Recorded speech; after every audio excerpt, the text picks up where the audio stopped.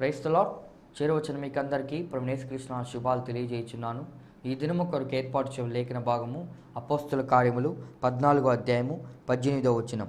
వారిలాగు చెప్పి తమకు బలి అర్పించకుండా సమూహములను ఆపుట బహు ప్రయాసమాయెను. Praise the lord. దేవునికి స్తోత్రం. హల్లెలూయా, హల్లెలూయా, హల్లెలూయా, స్తోత్రం. Praise the lord. Shalom, maranatha. మన ప్రభువును ప్రియరక్షకుడైనటువంటి యేసుక్రీస్తు దివ్యనామములో మీ అందరికీ ప్రత్యేకమైన వందనాలు తెలియజేస్తున్నాను. Good morning, have a nice day. ఇంకా నిద్రలోనే ఉన్నారా, నిద్రమత్తులోనే ఉన్నారా? లేవండి, టైం అయింది. It's time to listen to the word of God. మీ నిద్రమత్తును తొలగించడానికి దేవుని వాక్యం అవసరం. చురక లాంటి ఆత్మీయ సత్యాలు మిమ్మను మీ మత్తును పోగొట్టడానికి సహకరించేటువంటి దేవుని వాక్యాన్ని వినడానికి మిమ్మల్ని ప్రేమపూర్వకంగా ఆహ్వానిస్తున్నాను. ఉదయాన్నే లేవడానికి ప్రయత్నం చేయండి. ఎర్లీ మార్నింగ్ లేచి ప్రభు సన్నిధిలో గడుపుదాం, ప్రార్థన చేద్దాం. మీ వ్యక్తిగతమైన ధ్యానం ముగించండి. ఒకవేళ మీరు ఇప్పుడు లేచినట్లయితే ఈ కార్యక్రమం తర్వాత కూడా వెంటనే మీ కార్యక్రమాల్లోకి వెళ్లకుండా కొద్దిసేపు ప్రార్థనలో గడపండి. దేవా, నాతో ఇంకా ఏం మాట్లాడాలనుకుంటున్నావు? అబ్రహాము ఇంకను యెహోవా సన్నిధిలో నిలుచుండెను అని ఆదికాండంలో చెప్పినట్లుగా still wait in the presence of the Lord. దేవుని సన్నిధిలో ఉండండి, దేవుని సన్నిధిలో కూర్చోండి, దేవుని సన్నిధిలో మోకరించండి, కనిపెట్టండి. Try to receive something from the Lord. దైవ స్వరము వినడానికి అనేక పట్టణం యొక్క, నగరం యొక్క రణగుణ ధ్వనుల మధ్యలో, కుటుంబ సమస్యల శబ్దాల మధ్యలో దైవస్వరాన్ని మనం విందాం. Listen to the voice of God. దేవుడు మాట్లాడతాడు. దైవస్వరాన్ని మనం విందాం. దేవుని స్తోత్రం. హల్లెలూయా, స్తోత్రం. చిన్న ప్రార్థన చేసుకుందాం. మీ ప్రార్థనా విషయాలు దయచేసి పంపించండి, మీ కొరకు ప్రార్థిస్తాం. నా ఫోన్ నంబర్లు 2 ఉన్నాయి. వాట్సాప్ ద్వారా, ఈమెయిల్ ద్వారా, లేకపోతే SMS ద్వారా, మీరు కాల్స్ ద్వారా నన్ను కాంటాక్ట్ చేయొచ్చు. ప్రార్థన చేసుకుందాం. చిన్న ప్రార్థన చేసుకొని ప్రభు సహాయాన్ని పొందుకొని ప్రభు యొక్క నడిపింపు ప్రకారం మనం ముందుకు వాక్య శ్రవణలోకి, వాక్యం వినేటువంటి కార్యక్రమాలకు వెళ్దాం. ప్రార్థన చేసుకుందాం. పరిశుద్ధుడా, మహోన్నతుడా, మీకు వందనాలు చెల్లిస్తున్నాం. మీరు మాకు ఇచ్చిన ఈ మంచి దినము కొరకై మీకు వందనాలు. మిమ్మల్ని స్తుతిస్తున్నాం. ఈ దినం నాయన సార్వత్రిక సంఘము కొరకు ప్రార్థన చేస్తున్నాం. సకల పరిశుద్ధుల కొరకు ప్రార్థన చేస్తున్నాం. తండ్రి, మీకు వందనాలు. వేరువేరు ఖండాల్లోకి విస్తరించినటువంటి పరిచర్య అంతటి కొరకై మీకు వందనాలు. టీవీల ద్వారా, రేడియోల ద్వారా, కరపత్రాల ద్వారా, వేరువేరు మాధ్యమాల ద్వారా పరిచర్య చేస్తున్న మీ దాసులందరినీ బట్టి మీకు వందనం చేస్తున్నాం. ప్రభా, ఈ దినము మీ స్వరాన్ని మేము వినాలనుకుంటున్నాం. మేము అనుకుంటే మా ఆలోచన చొప్పున మా ఆశలు తీర్చే దేవుడివి నాయన. వెండి బంగారములు మేము అడగడం లేదు, కానీ మీరు మాట్లాడాలని, మీ యొక్క స్వరాన్ని మేము వినాలని, ఆత్మలో గుర్తించాలని, మానవ స్వరానికి మహిమ స్వరానికి మధ్యలో ఉన్నటువంటి వ్యత్యాసం మేము గుర్తించాలని, ఏది మీ స్వరము, ఏది మనుషుని స్వరం అనేటువంటి వివేచన కలిగి మేము ముందుకు సాగడానికి మీరు మాకు సహాయం చేయమని అడుగుకుంటున్నాం. దేవా, ఈ దినము ఆర్థిక సమస్యలతో ఇబ్బంది పడుతున్న వారి కొరకు ప్రార్థన చేస్తున్నాం. వారి కొరకు ఆకాశపు వాక్యలు విప్పండి, మీ కార్యము జరిగించండి. పిల్లల ఫీజు కట్టాల్సిన వాళ్ళు ఉన్నారు, బిల్స్ పే చేయాల్సిన వాళ్ళు ఉన్నారు. కరెంటు బిల్ పే చేయడం కావచ్చు, టెలిఫోన్ బిల్ కావచ్చు, పెరుగుతున్నటువంటి కరెంటు బిల్. ప్రభువా, మా ప్రభుత్వాల వలన మేము విపరీతమైన కరెంటు బిల్లు కడుతున్నాం. ఆర్థికంగా నలిగిపోతున్నటువంటి మీ బిడ్డలు ఉన్నారు. తండ్రి, మీకు వందనం చేయిస్తున్నాం. వారందరూ మీ సన్నిధానానికి తెస్తున్నాం. ప్రతి ఆర్థిక పరమైనటువంటి శ్రమను, ఇబ్బందిని నజరేయుడైన యేసు నామములో కొట్టివేస్తూ, గద్దిస్తూ, లయం చేస్తూ మీ కార్యము జరిగించమని కోరుకుంటున్నాం. అభివృద్ధిలోకి మీ ప్రజలను నడిపించండి. ఆశీర్వదించే దేవుడివి. యెహోవా ఆశీర్వాదం ఐశ్వర్యమునిచ్చునని మీ వాక్యంలో రాయబడింది. అలాగని మేము సంపన్నులుగా, శ్రీమంతులుగా బతికి ఇతరుల మీద అతిశయిస్తూ ఉండాలని కాదు, కానీ ప్రభువా, మేము ఈ ఆశీర్వాదము, ఈ ఘనత మాదంటూ లోకాన ఏది లేదయ్యా, మేము ఏదైనా పొంది ఉంటే, మేము ఏదైనా కలిగి ఉంటే నీ వలన పొంది ఉన్నాం, కలిగి ఉన్నామనే భావనలో మేము ముందుకు సాగటం సాయం చేయమని అడుగుకుంటున్నాం. తండ్రి, మమ్మల్ని అందరినీ మీ చేతిలో సమర్పిస్తున్నాం. దేవా, ఈ దినము జన్మదినాలు జరుపుకుంటున్నవారు, వివాహ వార్షికోత్సవాలు జరుపుకుంటున్నవారు ఉన్నట్లయితే వారందరి కొరకు ప్రత్యేకంగా ప్రార్థన చేస్తున్నాం. వారికి ఇచ్చిన నూతన సంవత్సరాలను బట్టి, వివాహ జీవితంలో నూతన సంవత్సరాన్ని బట్టి, జన్మదినాన్ని బట్టి, ఆత్మీయ జన్మదినాన్ని, భౌతికమైన జన్మదినాన్ని బట్టి మీకు వందనం చెల్లిస్తూ, శాంతి టీవీ కొరకు, శాంతి టీవీ బృందం అంతటి కొరకే మీకు వందనం చేస్తూ, ఈ కార్యక్రమాల వెనుకాల ఉన్నటువంటి గిడియోన్ మిషన్ చర్చ్ వారిని బట్టి మీకు వందనం చేస్తూ, యేసు నామములోనే ప్రార్థించగలుగుతున్నాం తండ్రి. ఆమేన్, ఆమేన్, ఆమేన్. దేవుని స్తోత్రం. మీ అందరికీ వందనాలు. రండి, మనం ఈ సమయంలో దేవుని వాక్యాన్ని విందాం. నిన్న వ్యర్థమైనటువంటి విషయాల గురించి మనం మాట్లాడుకున్నాం. వ్యర్థమైన విషయాలు బోల్డ్ ఉన్నాయి. Useless things, unworthy things, waste things, time waste చేసేటువంటి పనులు, మన కాలాన్ని దొంగలించేటువంటి, మన సమయాన్ని వ్యర్థపుచ్చేటువంటి కార్యక్రమాలు బోల్డ్ ఉన్నాయి. మనకు తెలియకుండా మనం టైం వేస్ట్ చేసుకుంటాం. వ్యర్థమైనటువంటి పనులు, వ్యర్థమైన మాటలు. మీరెందుకు ఇలా చేస్తున్నారు సహోదరులారా, అయ్యలారా? ఏంటిది? What is this? మీరు చేసేది మాకు ఇబ్బందికరంగా ఉంది, మీరు చేసేది మేము అంత సంతోషంగా స్వీకరించలేకపోతున్నాం, అసలు మాకెందుకు ఇదంతా, మాకెందుకు ఈ సన్మానం అన్నట్టుగా అపోస్తులు ప్రశ్నించినట్లుగా వాళ్ళ కేకలు వేయడం వ్యర్థమైందని. ఎందుకు ఈ అరుపులు? అన్యజనులు ఎలా అల్లరి చేయుచున్నారు? ఎందుకు ఈ అల్లరి? Why this shoutings? దీనికి అర్థం ఉందా? అర్థం ఉందా? వద్దు, అరుపులు వద్దు. వాడు గంతులు వేశాడనో, మీ పట్టణంలో లుస్త్రాలో ఒకడు నడవలేని వాడు నడిచాడనో మీరు మా వైపు చూస్తున్నారేమో. మేమేదో చేసిన, మా సొంత శక్తి చేత, భక్తి చేత మేము చేయలేదండి అని అపోస్తుల కార్యములు 3వ అధ్యాయంలో పేతురు చెప్పినట్టు పౌలు బర్నబాలు చెప్పడానికి ప్రయత్నం చేశారు, చెప్పింటారు కూడా. పౌలు అనే నా సొంత భక్తి కాదు, నా సొంత శక్తి కాదు. బర్నబాస్ అనేటువంటి నా సహోదరుడు, ఆయన యొక్క సొంత శక్తి, భక్తి చేత కాదు. ఇది మేము ఏదైనా జరిగి ఉంటే నజరేయుడైన యేసు క్రీస్తు నామములో జరిగినంతవరకే. కాబట్టి దీని గురించి మేము ఎక్కువ వ్యాఖ్యానాలు, వివరాలు మేము చెప్పదలుచుకోలేదు, ఎక్కువ వర్ణించదలుచుకోలేదు. ఇలా ఎన్నో జరిగాయి.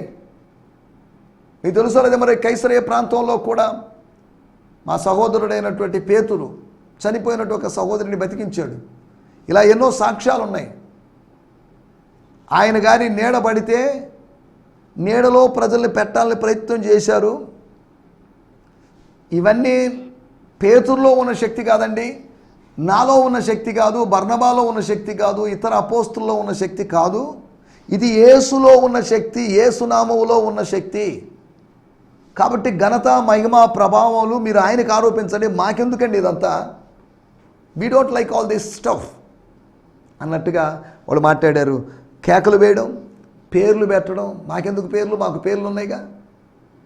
మాకు ఒక కొత్త పేరు ఆయన పెడతాడు, జయించిన వానికి కొత్త పేరు ఉంటుంది అని రాయబడినట్లుగా మాకు కొత్త పేరు దేవుడు ఇస్తాడు.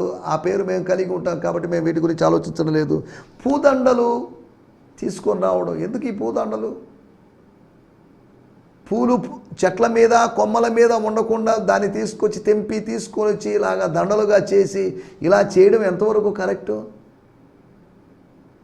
పూలన తెంపి విగ్రహాలకు వేయడమైనా, మాకు వేయడమైనా, లేదంటే పూలు తెంచుకొని మీ కొప్పుల మీద పెట్టుకోవడం కూడా ఇవన్నీ కరెక్ట్ కాదు అన్నట్టుగా.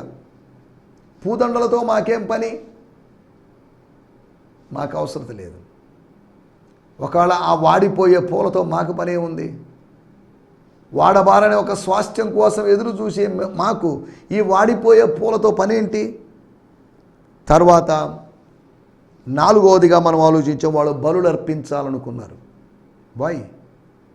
ఎందుకు బలులు అర్పించడం? కొన్ని సంవత్సరాల క్రితం, ఒక 20 సంవత్సరాల క్రితం, లేదా 30 సంవత్సరాల క్రితం, అంత కూడా కాలేదండి, ఇంకా తక్కువ ఉండొచ్చు, ఒక 10 సంవత్సరాల క్రితం యెరూషలేములో ఆ కపాలమను స్థలం, స్కల్ అనబడిన స్థలం, పుర్రె అనబడిన స్థలంలో, ఆ గొల్గొతా కల్వరి గిరిలో యేసు అనేటువంటి ఆయన బలైపోయాడు. Jesus Christ, Yeshua Messiah, Christos అనబడే వ్యక్తి బలైపోయాడు. లేకపోతే మనం యూదులము పస్కా పండుగ చేసుకుంటాం కదా, పస్కా పశువులాగా వధించబడ్డాడు. ఇక బలులు ఎందుకు? బలులతో ప్రమేయం ఏంటి? మీ మతం ఇంకా బలుల మీద ఆధారపడిందేమో. నిరంతరం ఈ బలులకి అవి ఏమాత్రం స్టాప్ లేదు, వాటికి స్వస్తి పలకరు మీరు, అవి కొనసాగుతూనే ఉంటాయి.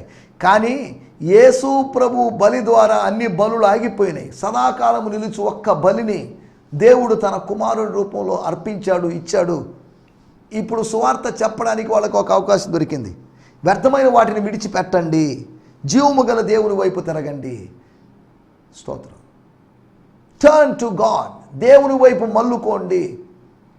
మూగ విగ్రహాలను విడిచిపెట్టండి, జీవము గల దేవుని వైపు తిరగండి అని తెసలోనిక పత్రిక 1వ అధ్యాయంలో ఉన్నట్లుగా. స్తోత్రం. ఒక సువార్తను వాళ్ళు ప్రకటించారు, అక్కడ కార్యాలు జరిగాయి, ఇది వేరే విషయం. మనం ఇప్పుడు వాటిలోకి వెళ్ళలేదు. వ్యర్థమైన వాటిలో నుంచి మనం బయటపడాలి. వ్యర్థమైన మన జీవితంలో ఏది ఉండకూడదు. అనగా ఫలించని కొమ్మ మనలో ఉండకూడదు. ఫలించని ప్రతి తీగని, కొమ్మని ఆయన కత్తిరించి పారేస్తాడు అని యోహాను సువార్త 15వ అధ్యాయంలో రాయబడింది. స్తోత్రం.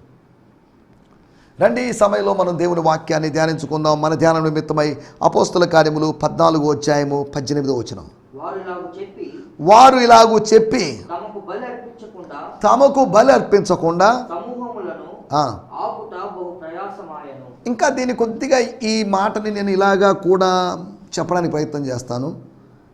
పౌలు శీలలు ఇలాగూ చెప్పి, అనగా వాళ్ళు సువార్త ప్రకటించి, స్తోత్రం, లేకపోతే వాళ్ళు బిగ్గరగా చెప్పి తమకు బలి అర్పించకుండా, అనగా కేకలు వేయకుండా, అనగా పేర్లు పెట్టే ఆ కార్యక్రమాన్ని, ఆ క్రిస్టనింగ్ సెరమనీ అనేది కూడా జరపాలనుకున్నారు.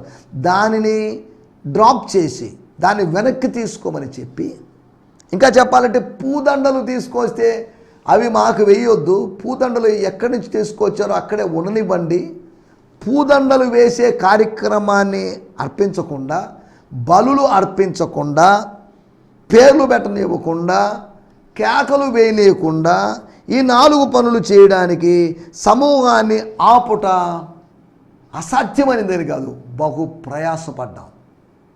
పౌలు బర్నబాలు ప్రయాసపడ్డారు. దేనికి? తమకు మహిమ రాకుండా దేవునికి మహిమనివ్వడానికి ప్రయాసపడ్డారు. తాము గ్లోరిఫై కావడానికి వాళ్ళు ఏమాత్రం ఇష్టపడలేదు. We don't want to be glorified, I don't want to be glorified, Paul don't want to be glorified, Barnabas don't want to be glorified.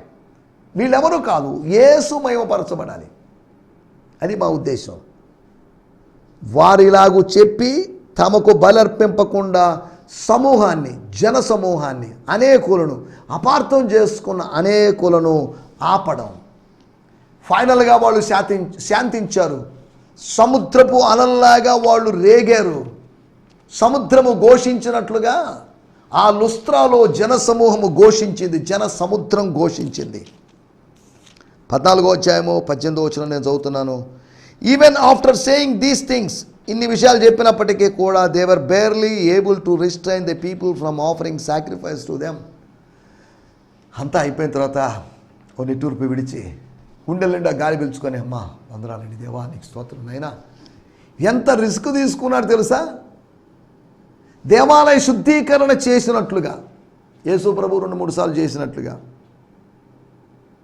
ఇద్దరు వ్యక్తులు, కాలేబు యెహోషువాలు గుడ్ రిపోర్ట్ తెప్పించినప్పటికీ 10 మంది యొక్క బ్యాడ్ రిపోర్ట్ను బట్టి డిసప్పాయింట్ అయిపోయి ఏడుస్తూ గుండెలు బాదుకొని వస్త్రాలు చింపుకొని ఇంకా నానా రకాలు చేసి మోషన్ చంపాలనుకొని ఇలా చేసినటువంటి ప్రజలు చూడండి, వాళ్ళని ఆపడానికి టైం పట్టింది. దేవుని స్తోత్రం. ఏడుస్తూ గొల్లు చేస్తున్న వారిని అమ్మ ఆపండి, ఎందుకు ఇదంతా అని యేసుప్రభు ఒక ఇంట్లోకి వచ్చి, సమాజ మందిరపు అధికారి కుమార్తె ఇంట్లోకి వచ్చి వాళ్ళని ఆపడానికి టైం పట్టింది. నెగటివ్ రిపోర్టును బట్టి వచ్చేటువంటి ఏడుపును ఆపడానికి, ఇశ్రాయేలు ప్రజల యొక్క సణుగుడు గొనుగుడు ఆపడానికి, వాళ్ళ యొక్క అహంకారాన్ని ఆపడానికి, వాళ్ళని అణిచివేయడానికి, ఇక్కడ వాళ్ళు బలులు అర్పించకుండా ఆపడానికి బహు ప్రయాసపడ్డారు. ఫైనల్గా సక్సెస్ అయ్యారు. ఎవరు తమకు బలు అర్పించలేదు, అనగా ప్రజల్లో ఒక ఒప్పుకోలు కలుగు చేశారు. మేము దేవదూతలము కాదు, మేము మనుషులమే, మీలాంటి. ఇంక ఏంటయ్యా, దండలు ఏంటయ్యా, సన్మానాలు ఏంటయ్యా, సన్మానం చేయండి అయ్యా, శాలువ కప్పండయ్యా అని కాదు. చాలామంది క్రైస్తవత్వంలో దేవుని దాసులు అని పిలువబడిన వాళ్ళు దేవునికి రావలసిన మహిమను దొంగలిస్తున్నారు. అది విచారకరమైన విషయం. క్రిస్టియానిటీలో ఈ హీరో వర్షిప్ అనేది పెరిగిపోయింది. ఈ వ్యక్తి పూజ వలనే ఈ వ్యవస్థ, లేకపోతే ఈ విశ్వాసపు సమూహం అభివృద్ధి చెందడం లేదు. కొంతమందిని గ్లోరిఫై చేస్తున్నారు, mega church, corporate church pastors అని చెప్పేసి, సింగర్స్ అనో, లేకపోతే స్పీకర్స్ అనో, లేకపోతే హీలర్స్ అనో, వీళ్ళని హైలైట్ చేయడం వల్ల కొంతమంది అభ్యంతర పడుతున్నారు. దీని ద్వారా గ్రోత్ జరగడం లేదు, బయట వాళ్ళు ఆకర్షించబడడం లేదు, ఉన్నవాళ్ళే వికర్షించబడి వెళ్తున్నారు. వ్యక్తి పూజకు గుడ్ బై చెప్దాం, వద్దు. క్రైస్తవత్వంలో వ్యక్తి పూజ వద్దు, యేసు పూజ చాలు, యేసును పూజించడం చాలు, యేసు భజన చాలు, యేసును భజించడం చాలు. కాబట్టి ఇవన్నీ వదిలేసి ప్రజలు చేస్తున్నట్టు పనులు చూడండి. మొదటి శతాబ్దంలో అన్యజనులైనటువంటి వారు లిస్ట్రా అనేటువంటి టౌన్లో ఉన్నవాళ్ళు చేసినట్లుగా ఈరోజు హైదరాబాద్ అనేటువంటి టౌన్లో ఉన్నవాళ్ళు, విజయవాడ అనే టౌన్లో ఉన్నవాళ్ళు, లేదా పెద్ద పెద్ద టౌన్లో ఉన్నవాళ్ళు వాళ్ళ పాస్టర్స్ని ఏంజల్లాగా, దేవదూతల్లాగా చూస్తూ ఉండడం ఎంత విచారకరమో. వ్యక్తి పూజ ఆపేద్దాం. పశ్చిమ గోదావరి జిల్లా భీమవరంలో ఒక ఆయన నెత్తి మీద భక్తుల చేత, వచ్చిన సంఘ విశ్వాసుల చేత పాలు పోయించుకుంటున్నాడట. ఎంత విచారకరం, ఎంత అసహ్యంగా ఉంది, వినడానికి అసహ్యంగా ఉందండి. దేవునికి ఎంత రోత పుట్టించే పనులు. నీ వ్యక్తి పూజ, నీ హీరో వర్షిప్ అనేది దేవునికి, హెవెన్కి అసహ్యాన్ని పుట్టించే కార్యం. కాబట్టి మనం దేవుని వాక్యాన్ని జాగ్రత్తగా ఆలోచిద్దాం, వ్యర్థమైన వాటిని చేయొద్దు. మన ఆత్మీయత అంటే ఏంటి అంటే, మనకు మహిమ వస్తున్నప్పటికీ ఆ మహిమను ప్రభు వైపు మళ్లించడం. మనం ఒక వేలుగా మారి ఒక చూపించాల్సిన గమ్యాన్ని చూపించేవాళ్ళుగా, a finger pointing to a moon, a finger, hands finger pointing to the moon, చంద్రుని వైపు చూపించేటువంటి వేలులాగా. అరే ఈ వేలు పొట్టిగా ఉంది, పొడుగుగా ఉంది, నల్లగా ఉంది అనే దానికి బదులుగా ఈ వేలు దేని చూపిస్తుందంటే ఆ డైరెక్షన్లో చూపిస్తుంది, చంద్రుని వైపు చూడమని. బాప్తిస్మిచ్చి యోహాను ఒక పాయింటింగ్ ఫింగర్ లాగా ఉన్నాడు. యేసు నేను కాదండి ఆయన చూడండి, నేను కాదు ఆయన చూడండి, నేను ప్రవక్తనే కాదు, నేను యెషయానే కాదు, ఇర్మియానే కాదు, నన్ను వదిలేసేయండి, ఐఎమ్ నథింగ్. నేను ఆయన చెప్పులు వారు విప్పడానికి కూడా యోగ్యత లేనటువంటి ఒక వ్యక్తిని అంతవరకే. నేను జకరియా పాస్టర్ గారి కొడుకు, యాజకుడైన జకరియా గారి కొడుకునండి, ఎలిజబెత్ ఆంటీ గారి, నో, ఇవన్నీ చెప్పలేదు. I'm nothing, leave me alone. నేను ఒకని కేకలు మాత్రమే. నువ్వు నేను ఒకని కేకలేము, నువ్వు నేను ప్రభువు యొక్క కేకలు, ప్రభువు యొక్క స్వరం. We are the voice of the lord, we are the shout of the lord. దేవునికి స్తోత్రం, హల్లెలూయా. మన ఆత్మీయతని ఎలా చూడాలి అంటే, మనము మరుగైపోయి క్రీస్తును చూపించడమే మన ఆత్మీయత. మన టైటిల్ కూడా ఆత్మీయత, స్పిరిచువాలిటీ. స్పిరిచువాలిటీలో స్పిరిట్ దాగి ఉంది, ఆత్మీయతలో ఆత్మ దాగి ఉంది. ఆత్మ దాగింది అంటే దురాత్మ అని కాదు, ఆత్మ దాగింది అంటే దేవుని ఆత్మ. మనుష్యాత్మలో ఉండేటువంటి దేవుని ఆత్మ దాగింది, అది ఆత్మీయత. ఆ స్పిరిచువాలిటీ గురించి, ఆధ్యాత్మికత, అంటే ఇప్పుడు ప్రస్తుతం ఉన్నటువంటి ప్రజెంట్ స్పిరిచువల్ సిచ్యువేషన్. రేపు నేనేదో స్పిరిచువల్గా మారుతానని కాదు, ఎల్లుండి ఏదో మారుతానని కాదు, వచ్చే సంవత్సరాన్ని కాదు, నిన్నటి నేను అప్పుడు చాలా ఇవి కాదు, ప్రస్తుతం ఉన్నటువంటి నౌ అనేటువంటి పరిస్థితి. స్తోత్రం. ఆత్మీయతల గురించి మనం మాట్లాడుకుందాం. ఏంటి ఆత్మీయత? ఆత్మీయ భావం ఎలా కలిగి ఉండాలి? ఎందుకు వాళ్ళు బలులు ఆపేశారు? వద్దు, మాకు చేయదు, we don't want to accept all this foolish things. మాకెందుకండి ఈ సన్మానాలు, మాకెందుకండి ఈ శాలువాలు? అక్కడెక్కడ నాకు శాలువలు కప్పుతుంటారు. నేను శాలువ అని సిలువ అంటుంటాను, మీరు శాలువ కప్పినట్టు అనుకుని నేను సిలువను భరిస్తున్నట్టుగా నాకు అనిపిస్తుంది. I'm not comfortable with all these things. ఆత్మీయుడు ఇటువంటి విషయాల విషయంలో ఆనందించుడు, వాడు సంతోషంగా ఉండడు. 5 భావాలు మీకు జ్ఞాపకం చేస్తాను, 5 దృక్పథాలు, 5 ఫీలింగ్స్, ఆత్మ సంబంధమైన ఫీలింగ్స్. మనకు ఘనత వస్తున్న సందర్భాల్లో మనం కలిగి ఉండాల్సినటువంటి ఫీలింగ్స్. 115వ కీర్తనలో 1వ వచనంలో రాయబడిన మాట. 115వ కీర్తన మనకందరికీ తెలిసిన మాటే, మీలో లేదా కొంతమందికి తెలిసిన మాటే. 115వ కీర్తన 1వ వచనం. అక్కడ భక్తుడు అన్నాడు, మాకు కాదు యెహోవా, మాకు కాదు, నాకు కాదు, మాకు కాదు, వీళ్ళకి కాదు, యూదులకు కాదు యెహోవా. God, glorify your name. Yes, your name alone be glorified, not ours. For you are the one who loves us passionately and you are the faithful and true one. నీకు రావాలి మహిమ. మాకు కాదు యెహోవా, మాకు కాదు, నీ కృపా సత్యములను బట్టి నీ నామమునికే మహిమ కలుగును గాక. దావీదులాగా ఇటువంటి దృక్పథం మనం కలిగి ఉండాలి. దేవునికే మహిమ చెందాలి. స్తోత్రం, హల్లెలూయా. 2వ దృక్పథాన్ని నేను మీకు జ్ఞాపకం చేస్తాను. లూకా సువార్త 17వ అధ్యాయము 10వ వచనం. అటువలే మీరును మీకు ఆజ్ఞాపించబడినవన్నీ చేసిన తరువాతే మేము నిష్ప్రయోజనకులమైన దాసులము, మేము చేయవలసినవి చేసి ఉన్నామని చెప్పుడనెను. ఇక్కడ చెప్పండి మాటలు, శిష్యులను ఉద్దేశించి అనుకుంటాను ప్రభు చెప్పిన మాటలు. మీరేం చేయాలంటే, శిష్యులతోనే చెప్తున్నాడు, అపోస్తుల్లో మా విశ్వాసము, ఆయన తన శిష్యులతో ఇట్లా 17వ అధ్యాయం 1వ వచనం కనుక 10వ వచనం. అటువల్లే మీరు కూడా శిష్యులారా, మీరు కూడా మీకు ఆజ్ఞాపించబడినవన్నీ, మీ యజమానుడైన నేను మీకు ఆజ్ఞాపించినవన్నీ, తండ్రి ఆజ్ఞాపించినవన్నీ నెరవేర్చిన తర్వాత, చేసిన తర్వాత మీరు చెప్పుకోవాల్సినటువంటి, చేయాల్సిన ఒక ఒప్పుకోలు ఉంది, కన్ఫెషన్ ఉంది. మేము నిష్ప్రయోజకులమైన దాసులు, వీఆర్ అన్వర్ది సర్వెంట్. మేము చేయవలసినే చేసి ఉన్నాం అని చెప్పుకోవాలి. మేము చాలా ఎక్కువ చేసామండి, వాళ్ళు ఎక్స్పెక్ట్ చేసిన దానికన్నా, వాళ్ళ టార్గెట్ కన్నా ఎక్కువ చేసామని చెప్పుకోవద్దు. మేము చేయవలసిందే చేసాం, that's all. We are unworthy. We are worthy అని కాదు, వీఆర్ రియల్లీ వర్ది అని కాదు, వీఆర్ నాట్ వర్ది. దేవుని స్తోత్రం. ఒకటి, దేవునికే మహిమ చెందాలి అని దావీదులాగా, కీర్తనాకారులాగా. రెండోది, నిష్ప్రయోజకులమైన దాసులమని మనల్ని మనం లేదా ఎంచుకోవడం. ఆ దృక్పథం ఉన్నప్పుడు అది ఆత్మీయత. మూడవదిగా యోహాను సువార్త 1వ అధ్యాయము 6వ వచనం. దేవుని యొద్ద నుండి పంపబడిన ఒక మనుషుడు ఉండెను, అతని పేరు యోహాను. చాలండి, యోహాను గురించి మనం మాట్లాడుకోవడం లేదు ఇప్పుడు. దేవుని యొద్ద నుంచి పంపబడిన ఒక మనుషుడు, a sent one. Sender is there, sender is in heaven. పంపిన వాడు పరలోకంలో ఉన్నాడు, పంపబడిన వాడు భూలోకానికి వచ్చాడు.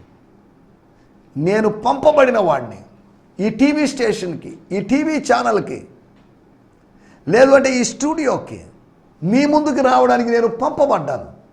I was sent. నేను దేవదూతని కాదు, నేను పంపబడిన వాడిని మాత్రమే. నన్ను పంపిన వాడు ఒకడు. పంపబడిన నేను గొప్పవాడిని కాదు, నన్ను పంపిన నా దేవుడు గొప్పవాడు.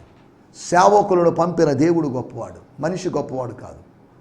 కాబట్టి మనిషికి మహిమ వద్దు, మనిషికి ఘనత వద్దు, దేవునికి మాత్రమే.